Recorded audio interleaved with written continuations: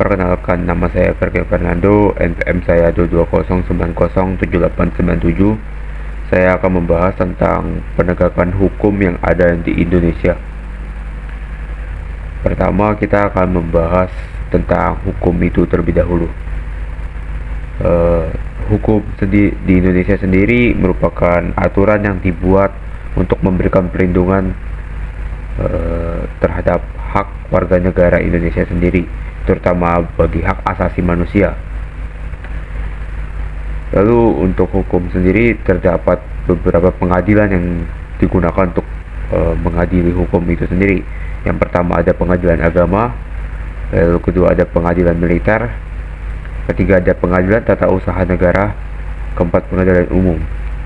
Pengadilan umum ini sendiri masih terdiri dari beberapa pengadilan seperti pengadilan negeri, pengadilan tinggi, dan pengadilan kasasi. Lalu berikut adalah lembaga para penegak hukum yang ada di Indonesia.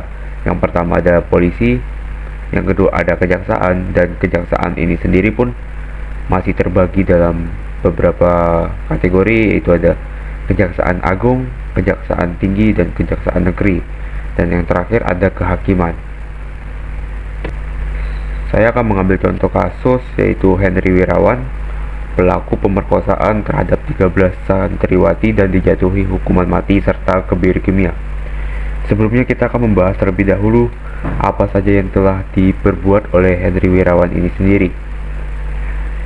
Henry Wirawan telah memperkosa 13 anak di bawah umur, dan yang dimana itu merupakan kekerasan seksual terhadap anak di bawah umur. Lalu Henry Wirawan juga melanggar hak asasi manusia milik orang lain, yaitu 13 santriwati tersebut, 13 anak di bawah umur tersebut. Lalu Henry Wirawan juga berpotensi menularkan penyakit seperti HIV dan merusak kesehatan anak-anak, terutama baik secara psikis maupun secara fisik. Hukuman mati sendiri menimbulkan kontroversi dari beberapa pihak.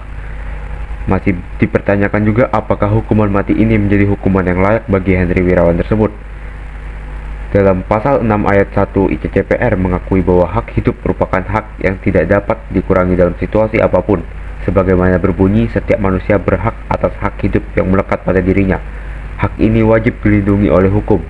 Namun meskipun begitu, dalam pasal 6 ayat 2 ICCPR yang menyatakan di negara-negara yang belum menghapuskan hukuman mati seperti Indonesia ini, putusan hukuman mati hanya dapat dijatuhkan terhadap kejahatan-kejahatan yang paling serius sesuai dengan hukum yang berlaku pada saat diberlakukannya kejahatan tersebut, dan tidak bertentangan dengan ketentuan-ketentuan ini dan konvensi tentang pencegahan dan penghukuman terhadap kejahatan genosida. Hukuman ini hanya dapat dilaksanakan atas dasar keputusan akhir yang dijatuhkan oleh suatu pengadilan berwenang. Pada pasal ini saya menggarisbawahi bahwa hukuman mati di Indonesia dapat dilaksanakan pada kejahatan yang paling serius. Namun apakah apakah kasus yang terjadi pada Henry Wirawan ini bisa dikatakan sebagai kejahatan yang serius? Pertama, kita akan melihat hukuman mati sendiri dalam perspektif agama Henry Wirawan, yaitu agama Islam. Allah SWT berfirman dalam kitab suci Al-Isra ayat 33, ini mohon maaf jika ada salah pembacaan, yang artinya, dan janganlah kamu membunuh jiwa yang diharamkan Allah membunuhnya, melainkan dengan suatu alasan yang benar, dan barang siapa yang dibunuh secara zalim, maka sesungguhnya kami telah memberi kekuasaan kepada ahli warisnya. Tetapi janganlah ahli waris itu melampaui batas dalam membunuh. Sesungguhnya ia adalah orang yang mendapat pertolongan. Dalam agama Islam sendiri pun memang hukuman mati sudah diberlakukan sejak lama. Namun meskipun hukuman mati diperbolehkan dalam agama Islam, tidak sembarang hukuman mati dapat dilaksanakan dalam agama Islam. Dalam agama Islam pula tidak diperbolehkan menjatuhkan hukuman mati jika tidak berlandaskan firman Allah SWT dan sunnah Rasulnya. Mereka yang pantas dijatuhi hukuman mati dalam Islam seperti yang sudah dijelaskan di awal, yakni pembunuhan, zina, dan murtad. Dalam kasus Henry Wirawan ini sendiri, Henry Wirawan sudah jelas melakukan perbuatan zina, yaitu apalagi terhadap umat Allah sendiri, yang dimana dalam perspektif agama Islam berarti Henry Wirawan ini memang layak dijatuhi hukuman mati. Dan berikut undang-undang yang ada di undang-undang tentang hukuman mati yang ada di Indonesia. Namun kita akan membahas lebih fokus kepada undang-undang yang berada paling bawah. Undang-Undang Nomor 26 Tahun 2000 tentang Pengadilan Hak Asasi Manusia. Pada pasal 36, 37, dan 41 undang-undang tersebut menyatakan adanya hukuman mati bagi pelanggarnya. Dalam undang-undang ini menyatakan bahwa ada hukuman mati bagi pelanggar hak asasi manusia. Namun apakah Henry Wirawan ini melanggar hak asasi milik orang lain? Pertama, seperti yang sudah kita bahas di awal, bahwa Henry Wirawan melakukan kekerasan seksual terhadap anak. Dalam pasal 81 ayat 5 Undang-Undang Nomor 17 Tahun 2016 tentang penetapan peraturan pemerintah pengganti Undang-Undang Nomor 1 Tahun 2016 tentang perubahan kedua atas Undang-Undang Nomor 23 Tahun 2002 tentang perlindungan anak. Dalam kasus pemerkosaan yang dilakukan oleh Henry Wirawan dapat dikatakan extraordinary crime karena terdapat pelanggaran hak asasi manusia, di mana pelaku telah melakukan pemerkosaan terhadap anak di bawah umur sehingga dapat berpotensi merusak kesehatan anak-anak baik secara fisik maupun mental. Selain itu, kejahatan ini juga bersifat sistematik yang menimpa 13 korban serta berimbas pada kejahatan seksual dan eksploitasi anak dengan motif ekonomi. Dalam penjelasan ini sudah jelas sekali bahwa apa yang dilakukan oleh Henry Wirawan memang melanggar hak asasi manusia, yang dimana dia sendiri telah melakukan pemerkosaan terhadap anak di bawah umur dan korbannya tidak hanya satu melainkan 13 korban. Lalu pada kesimpulannya, pelaku kejahatan seksual terhadap anak merupakan kejahatan serius yang kejam. Anak sebagai korban kejahatan seksual terdampak luar biasa, terutama terhadap dalam perkembangan psikologinya di masa yang akan datang. Karena itu, tindakan kebiri kimia merupakan hukuman yang setimpal, sebab selain pelaku tidak bisa lagi mengulangi perbuatannya, pada saat yang sama ini sekaligus sebagai general prevention bagi orang lain agar tidak melakukan kejahatan yang sama terhadap pelaku. Tindak kejahatan seksual terhadap anak perlu dikenakan tindakan yang serius, lebih dari tindakan kejahatan umum lainnya, karena dampak yang ditimbulkan bagi korban juga serius. Dalam ini jelas bahwa kejahatan seksual terhadap anak merupakan kejahatan yang serius yang kejam. Maka seperti yang dikatakan di awal tadi, hukuman mati hanya dapat dijatuhkan kepada kejahatan-kejahatan yang serius.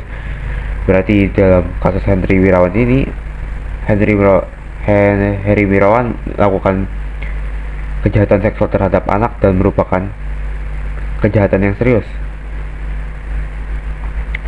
Hukuman mati dan hukuman kebiri terhadap Henry Wirawan tidak melanggar hak asasi manusia.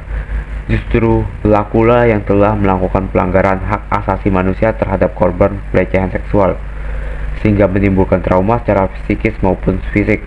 Apabila dilihat dari aspek hak asasi manusia seperti yang tercantum dalam pasal 28J ayat 2 yang berbunyi, dalam menjalankan hak dan kebebasannya, setiap orang wajib tunduk kepada pembatasan yang ditetapkan dengan undang-undang dengan maksud semata-mata untuk menjamin pengakuan serta penghormatan atas hak dan kebebasan orang lain, untuk memenuhi tuntutan yang adil dan sesuai dengan pertimbangan moral, nilai-nilai agama, keamanan, dan ketertiban umum dalam suatu masyarakat demokrasi.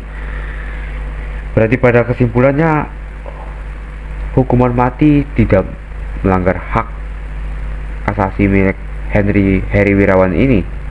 Namun apa yang telah diperbuat oleh Henry Wirawan inilah yang dikatakan sebagai melanggar hak asasi milik orang lain, yang seperti yang dikatakan di awal tadi, bahwa adanya hukuman mati bagi para pelanggar hak asasi milik manusia lainnya.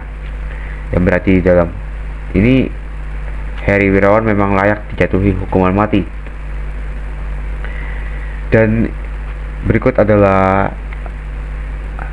pasal yang didapat oleh Heri Wirawan. Heri Wirawan dapat dikenakan hukuman mati atas kejahatan yang telah dilakukannya berdasarkan pasal 81 ayat 1, ayat 3 dan ayat 5 Jungto, pasal 76D Undang-Undang Nomor 17 Tahun 2016 tentang penetapan peraturan pemerintah pengganti Undang-Undang Nomor 1 Tahun 2016 tentang perubahan kedua atas Undang-Undang Nomor 23 Tahun 2002 tentang perlindungan anak. Berarti pada kesimpulan secara seluruh, Heri Wirawan memang layak dijatuhi hukuman mati karena Heri Wirawan telah melakukan kekerasan seksual terhadap anak di bawah umur dan merupakan kejahatan yang serius dan telah melanggar hak milik orang lain. Dan menurut saya sendiri, penegakan hukum yang terjadi di Indonesia memang sudah berjalan dengan semestinya, karena apa yang dilakukan oleh Heri Wirawan ini juga sudah merupakan kejahatan yang serius. Namun, apakah hukuman mati ini melanggar hak hidup milik Heri Wirawan? Menurut saya, tidak selayaknya kita memberlakukan hukuman mati terhadap orang, karena hidup itu merupakan anugerah yang diberikan Tuhan terhadap kita. Namun dalam perspektif agamanya Heri Wirawan sendiri, yaitu agama Islam, bahwa perbuatan yang dilakukan oleh Heri Wirawan ini memang layak dijatuhkan hukuman mati. Maka berarti dalam perspektif agamanya sendiri telah menyetujui bahwa perbuatan zina Heri Wirawan layak dijatuhi hukuman mati. Berarti saya sendiri berarti setuju dengan hukuman mati yang dijatuhkan terhadap Heri Wirawan. Berikut adalah referensi yang saya gunakan pada pembahasan kali ini. Sekian pembahasan saya, terima kasih.